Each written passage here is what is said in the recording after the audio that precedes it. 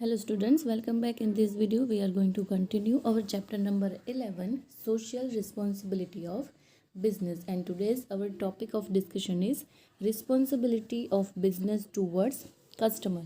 अब तक हमने जो इन्वेस्टर थे, ओनर्स थे या फिर जो भी एम्प्लॉयज़ थे कंपनी के, उसके लिए कंपनी की बिजनेस की रिस्पॉन्सिबिलिटी क्या थी उसके बारे में हमने डिस्कस किया था. Now we are going to discuss the external factors.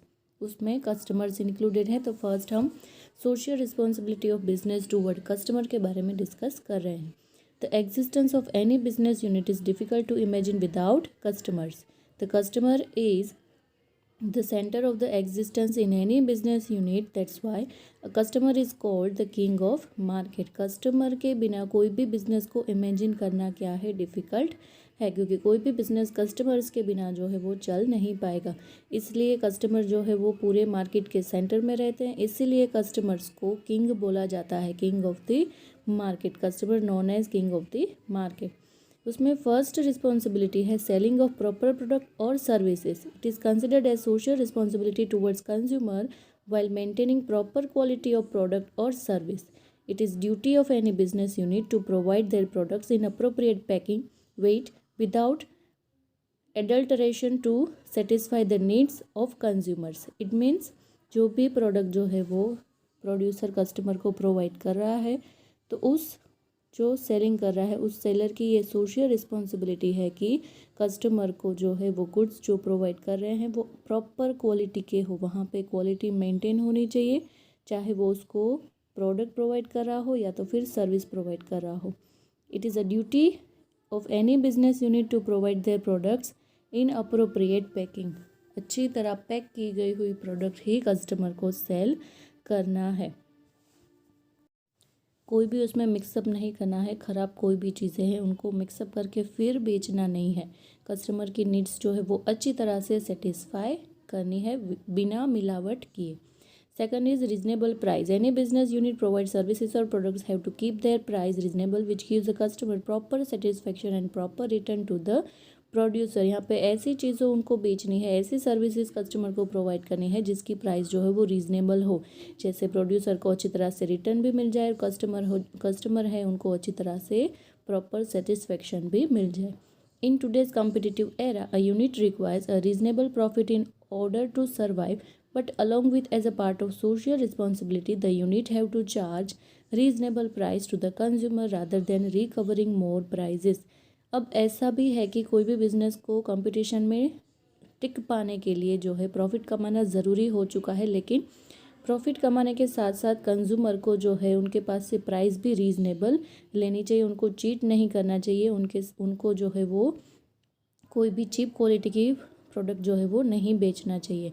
तो reasonable price is second responsibility. Third is maintaining continuity of supply in the market. Sometimes artificial scarcity has been created to recover more price from the consumer. कई बार market में ऐसा भी होता है, artificial जो है स्कैरसिटी क्रिएट की जाती है, यानी कि चीज़ें प्रोड्यूसर के पास होती तो है लेकिन वो ऐसा कहते हैं कि हमारे पास नहीं है, हमारे पास जो है सप्लाई ऊपर से नहीं आ रहा, लिमिटेड प्रोडक्ट्स जो हमारे पास. इस तरह से करेंगे तो लिमिटेड प्रोडक्ट होगी तो उसकी प्राइस भी वो लोग बढ़ा सकते हैं, तो ऐसे नहीं करना है. It is responsibility of a business unit that not to create any scarcity by maintaining continuous supply of a product in the market. Continuous supply यहाँ पे होना चाहिए.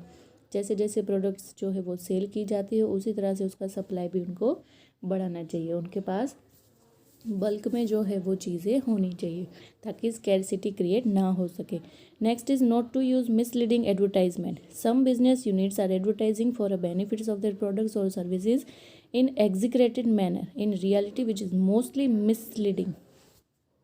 कई बार ऐसी एडवर्टाइजमेंट भी होती है जो प्रोडक्ट है उसको बहुत ही ज़्यादा, यानी कि जो उसमें क्वालिटीज़ नहीं है उसको भी दिखाया जाता है. तो ये जो एडवर्टाइजमेंट होती है वो कंज्यूमर को मिसलीड करती है, मिसगाइड करती है. Some customer inspire to purchase product और services due to attraction of this advertisement. कई बार कस्टमर जो है उनकी वजह से अट्रैक्ट भी हो जाते हैं. फिर after purchasing they feel as cheated due to not getting their desired benefit from the product or services as show in the advertisement. फिर बाद में अगर वो अट्रैक्ट हो जाए, उस प्रोडक्ट को परचेस करने लगे, बाद में उनको पता चलता है उस प्रोडक्ट को यूज़ करने के बाद कि जो एडवर्टाइजमेंट दिखाया था उस हिसाब से तो इसमें कुछ भी क्वालिटीज़ बेनिफिट्स नहीं है। तो ये जो है उनको ऐसा लगता है कि हमारे साथ चीटिंग हुई है। Therefore such misleading advertisement should not be given. तो ये बिजनेस की सोशल रिस्पॉन्सिबिलिटी है कि कोई भी कस्टमर को इस तरह की मिसगाइड एडवर्टाइजमेंट, मिसलीडिंग एडवर्टाइजमेंट करके अट्रैक्ट ना किया जाए।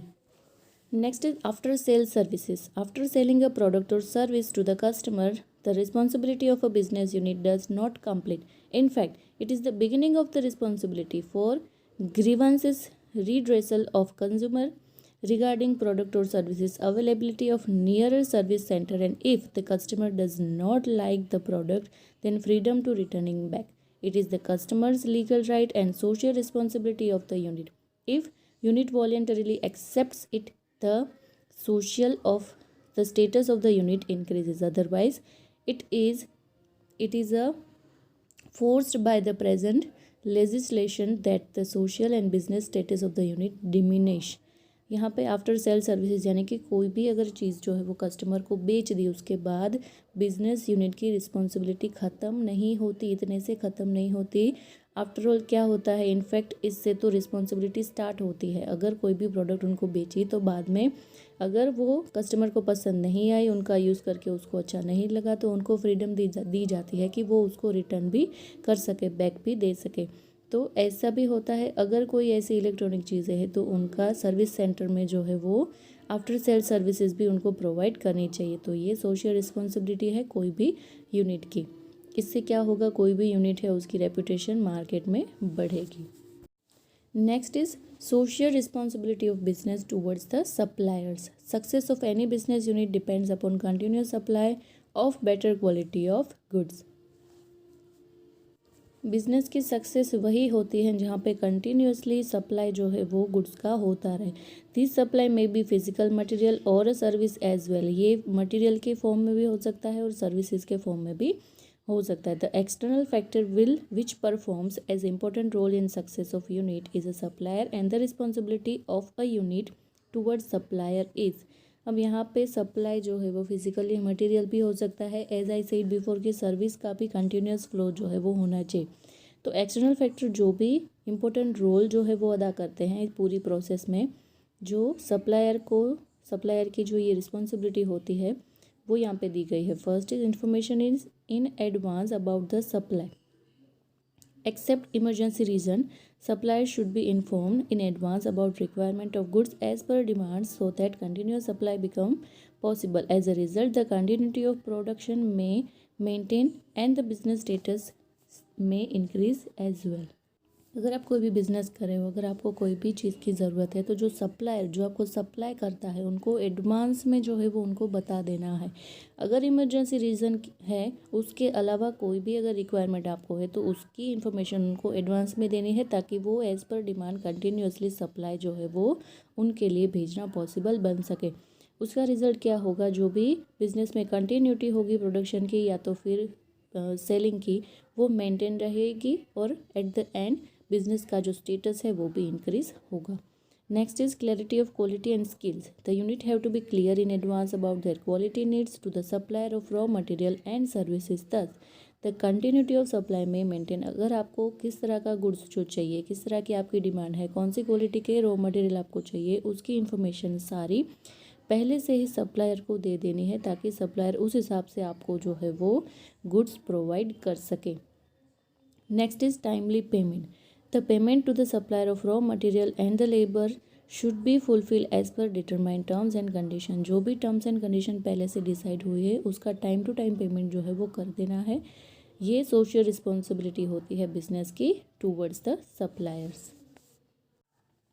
Next is social responsibility of business towards the government.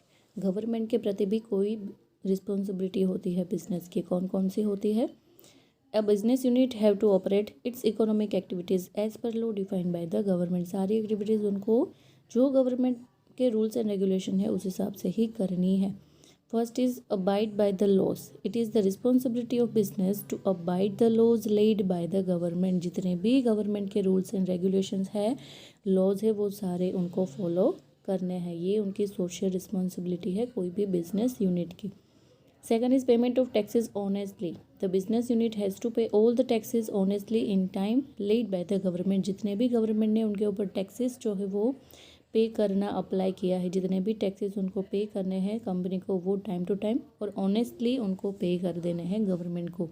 ये भी एक तरह की रिस्पॉन्सिबिलिटी हुई towards the government. Next is participation in the execution of government programmes. Various programs have been arranged by the government for the progress and development of the nation time to time. A unit time should have to be involved in such public participation programs which should reach the people. Example, Clean India campaign has been launched by the government. After this, some units have participated in cleanliness programs. जैसे जैसे government जो है कई अलग अलग तरह की programmes निकालते हैं, कई अलग अलग तरह की पॉलिसीज़ निकालते हैं, तो उसमें भी पार्टिसिपेशन बिजनेस यूनिट का होना चाहिए. उनका भी एग्जीक्यूशन जो है वो होना चाहिए. This is also the social responsibility towards the business of the business unit. Next is to participate in the implementation of industrial policy. The government frames industrial policy by considering the needs of the nation. It is the social responsibility of a unit to participate in the implementation of this policy. जितनी भी policy India government जो है वो बनाती है, जब उनको need होती है, जब रिक्वायरमेंट होती है नेशन के फ़ायदे के लिए, जो भी गवर्नमेंट पॉलिसी, इंडस्ट्रियल पॉलिसी जो है वो बनाती है, उनको फॉलो करने, उनमें पार्टिसिपेट करने की और उसके इम्प्लीमेंटेशन करने की भी रिस्पॉन्सिबिलिटी बिजनेस यूनिट की होती है. Next is social responsibility of business towards the society. अब सोसाइटी के प्रति क्या रिस्पॉन्सिबिलिटीज़ है बिजनेस की. The management expert Mr. Peter F. Drucker said that the management of any business unit should be done in such a way which brings the balance of interest between the unit and various section of the society. जो management के expert थे mister Peter F Drucker, उन्होंने ये कहा है कि management जो है, management of any business unit should be done. Management कोई भी बिजनेस का इस तरह से होना चाहिए कि जो इंटरेस्ट को बैलेंस कर सके between unit and various sectors of society. जो सोसाइटी के सेक्टर्स है और जो बिजनेस है, उन दोनों के बीच में इस तरह का रिलेशन जो है, इस तरह का मैनेजमेंट जो है बैलेंस कर सके, ऐसा बिजनेस कोई भी कंपनी को करना चाहिए. The business management has to maintain the economic and social interest of the society. जो भी इकोनॉमिक इंटरेस्ट होता है, सोशल इंटरेस्ट होता है, वो सारे को मैनेज करना होता है. उसमें फर्स्ट है preservation of the environment. The unit has to choose such production process which create least pollution and maintain the environment. कई तरह की फैक्ट्री होती है जो कि कई अलग अलग केमिकल्स जो है वो बाहर निकालते हैं, जिसकी वजह से जो है पानी का पोल्यूशन होता है, फिर एयर पोल्यूशन होता है. तो इस तरह से कंपनी को ध्यान में रखना है कि उनकी वजह से कम एनवायरनमेंट में पोल्यूशन हो. Second is contribution of national development programmes. Development of the nation is the combined result of personally developed and progress of a unit. A unit have to contribute in development of a nation through optimum utilization of financial resources. यहाँ पे जो भी development होता है nation का, वो किसका result होता है. एक तो पर्सनली डेवलपमेंट जो आप कर रहे हैं कंपनी में वो, और प्रोग्रेस ऑफ अ यूनिट जो आप प्रोग्रेस कर रहे हैं वो. A unit have to contribute the development of a nation through optimum utilisation of financial resources. अपने फिनेंशियल जितने भी रिसोर्सेज है उनका ऑप्टिमम यूटिलाइजेशन करके नेशनल डेवलपमेंट प्रोग्राम में कंट्रीब्यूशन देना है. Third is give importance to the research programmes. Industrial research contributes to the development of the nation. Business unit of developed countries are using some share of their profit in researches and try to keep their unit at prime position in international competition. Thus, the unit have to give importance to the researcher and have to produce goods or services as per the needs of the society. अपने business unit के लिए जो भी फ़ायदेमंद होता है, ऐसे programmes के ऊपर रिसर्च करना, रिसर्च के ऊपर जो है वो कई तरह की इंफॉर्मेशन कलेक्ट करना, अपने बिजनेस यूनिट को एक्सपांड करने के लिए, उनके सक्सेस के लिए जितने भी रिसर्च प्रोग्राम्स हो सके उनको इम्पोर्टेंस देना, ये भी एक सोशल रिस्पॉन्सिबिलिटी है. क्यों?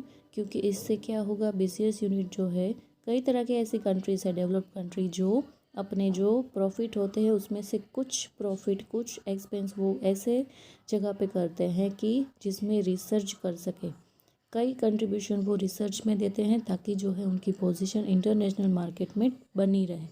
तो ये जो है give importance to the research programmes, इससे जो आप गुड्स को प्रोड्यूस कर रहे हो, सर्विसेज को दे रहे हो, वो रिसर्च के मुताबिक जो है आप उनको कर सके कि अभी कस्टमर की नीड किस तरह की है, उनको किस तरह की सर्विसेज चाहिए, तो इस हिसाब से आप जो है अपने बिजनेस को एक्सपांड कर सकते हो। Next is helpful during an emergency.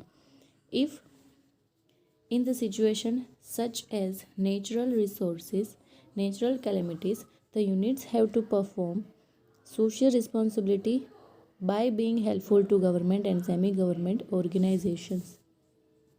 अगर कुछ इस तरह की नेचुरल कैलेमिटीज़ आ गई तो जी बिज़नेस यूनिट का ये फ़र्ज़ बनता है, रिस्पॉन्सिबिलिटी बनती है कि हेल्पफुल बन सके गवर्नमेंट को और सेमी गवर्नमेंट जो भी ऑर्गेनाइजेशन है उनको।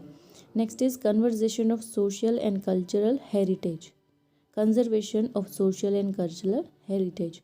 The units have to oversee about conservation of social and cultural legacy of the nation through their products or services, have to use such broadcasting mediums and ideas through which the cultural value does not hinders.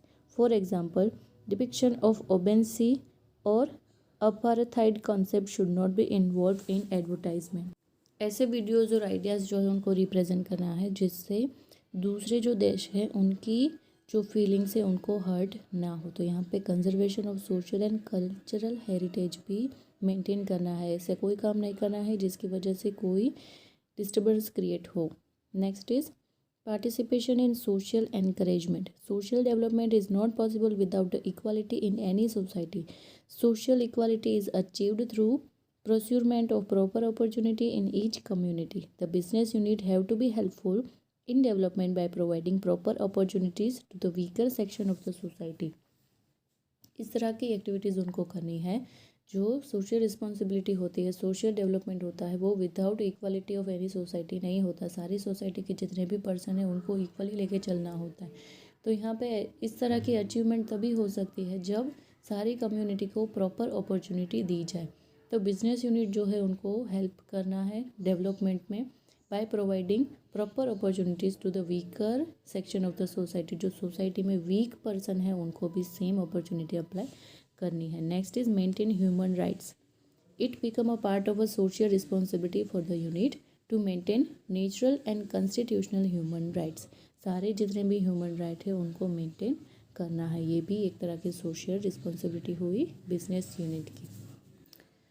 अब उसके बाद है business unit and preservation environment. When the world is facing very difficult problem of global warming and actions have been taken for its re-existence, the business unit must have to participate in it. It becomes social responsibility for a unit to abide by the environmental standard enacted by the government. As a part of social responsibility of the business unit has to make its business with consideration of 4 different sectors of environmental preservation. क्योंकि हम बहुत ही difficult problem जो है global warming उससे गुजर रहे हैं, तो उसके लिए कुछ एक्शंस जो गवर्नमेंट ले रहे हैं उसमें भी हमें सपोर्ट करना है। हमें यानी कि कोई भी बिजनेस यूनिट को उसमें 4 तरह के अलग अलग जो है एनवायरनमेंट प्रिजर्वेशन है, सेक्टर्स हैं। First is land and forest preservation. There is a need of land establishment of a unit. It is if it was possible to cut down trees as a requirement for this land, then it becomes social responsibility to grow new trees by plantation in that ratio. Along with it is a responsibility of a unit to look after not to affect productivity of surrounding fertile land by units disposal of waste and chemicals. Otherwise the society does not hesitate to taking final action such as social exclusion of the unit. अगर कोई भी company को ज़रूरत है कि पेड़ काटे, उनके जो लैंड को यूज़ करे ताकि उनका प्रोडक्शन जो है वो लैंड फैक्ट्री बन सके, तो ये सोशल रिस्पॉन्सिबिलिटी उस कंपनी की है कि जितने भी पेड़ वो लोग काट रहे हैं तो उस रेशियो में ही नए पेड़ वो जो है वो उगाए, नए पेड़ का प्लांटेशन करें ताकि जो स्टेबिलिटी होती है ग्रीनरी की वो मेंटेन रह सके, और जिसकी वजह से उनका डिस्पोजल होता है, वेस्ट होता है, केमिकल्स जो बाहर आता है वो फर्टाइल जो लैंड है उनको ख़राब ना करे। तो ये सोशल रिस्पॉन्सिबिलिटी हुई लैंड एंड फॉरेस्ट प्रिजर्वेशन के लिए। Next is preservation of water resources. Arrangement of disposal of polluted liquid and solid waste during production process of a unit should be done. Thus, the unit has to look after the external and underground water resources does not be polluted. उनको इस तरह की व्यवस्था करनी है, इस तरह की अरेंजमेंट करनी है कि जो उनका लिक्विड और सॉलिड वाटर जो वेस्ट निकल रहा है वो अच्छी तरह से जो है उनका निकाल हो सके, ताकि अंडरग्राउंड जो भी रिसोर्सेज है वो ख़राब ना हो. Next is preservation of air and other gases. A unit must have to make arrangements such as not to increase in air pollution, to manage the disposal of solid, liquid and air waste during its production process. In past, due to leakage of toxic gas in many units resulted in loss of life and physical deformity among children. It is a part of a social responsibility for a unit for the preservation of general health of the society. Business unit को इस तरह की arrangement करनी चाहिए ताकि वो कम से कम air pollution कर सके. जो गैस वो एयर पे छोड़ते हैं उनकी वजह से जो चिल्ड्रन होते हैं उनको फिज़िकली कई तरह की बीमारियां होती है. तो ये जो होता है पोल्यूशन वो कम से कम हो, ये रिस्पॉन्सिबिलिटी है कोई भी बिजनेस यूनिट की. Next is preventing noise pollution. Layout of machinery in production process and construction of a factory should such that it reduce the noise pollution.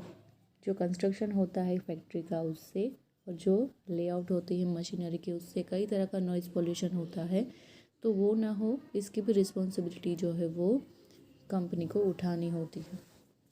Next topic is business ethics. अब कई ऐसे principles होते हैं, standard for behaviour होते हैं, character होते हैं जो कि बिजनेस एथिक्स के नाम से जाने जाते हैं, जो सिखाता है कि कौन से राइट जो है वो ह्यूमन के लिए, कौन से जो डिसीज़न है वो ह्यूमन के लिए सही है और गलत है.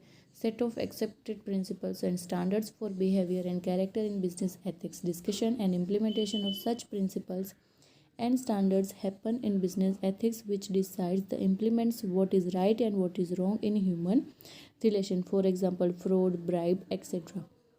The main difference between principles of ethics, rules and legal regulation is that ethics principles cannot be implemented by the authority, while it is possible in legal regulation. If business unit properly adopts the ethical principles in the society and also expect from each business units that they perform their activities with ethical value.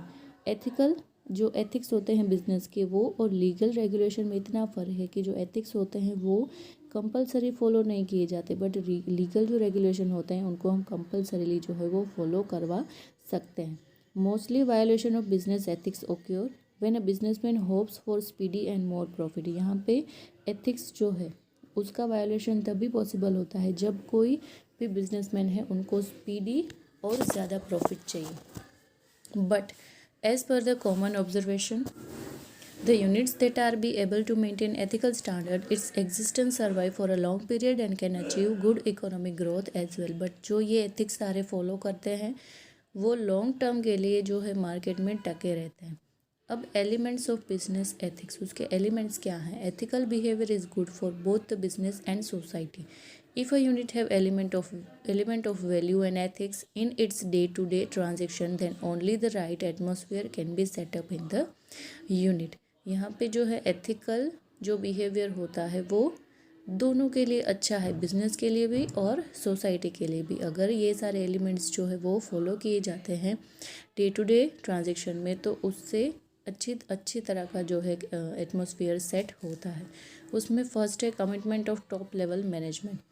Role of top level management remains crucial in the success of ethical behavior, and the top level officers of the unit always need to be committed to achieve its result. To be bound with the values, they have to inspire behavior of the entire unit by their leadership. Business का जो top level management होता है, सारा जो business का success है वो उसके ऊपर जो है वो बेस्ड होता है, उसके ऊपर डिपेंड होता है.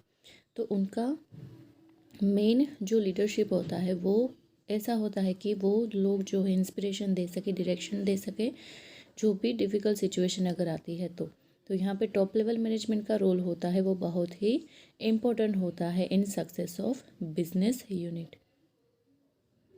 दे have always need to be committed to achieve its result. वो इस तरह का कमिटमेंट देते हैं कि वो जो है वो रिजल्ट को अचीव कर लेंगे.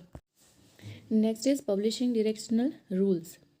For providing ethical behavioral direction to the employees of the unit, the higher management should have to publish guidelines in written form so that the employees can get inspiration and direction in different situation. यहाँ पे जो भी directional rules को publish किया जाता है, क्योंकि जो भी उनके एम्प्लॉयज़ होते हैं कंपनी के, उनको भी एथिकल बिहेवियर की दिशा में आगे बढ़ाना है। तो उसके लिए जो उसके गाइडलाइंस जो है वो एम्प्लॉयज़ होते हैं उनके लिए गाइडलाइंस पब्लिश करवाते हैं कि एथिकल बिहेवियर किस तरह का आपको करना है। So the employ can get inspiration and direction of in the different situation. जो भी डिफरेंट सिचुएशन आती है उनमें उनको डायरेक्शन मिल सके, इंस्पिरेशन मिल सके। Next is structural formation.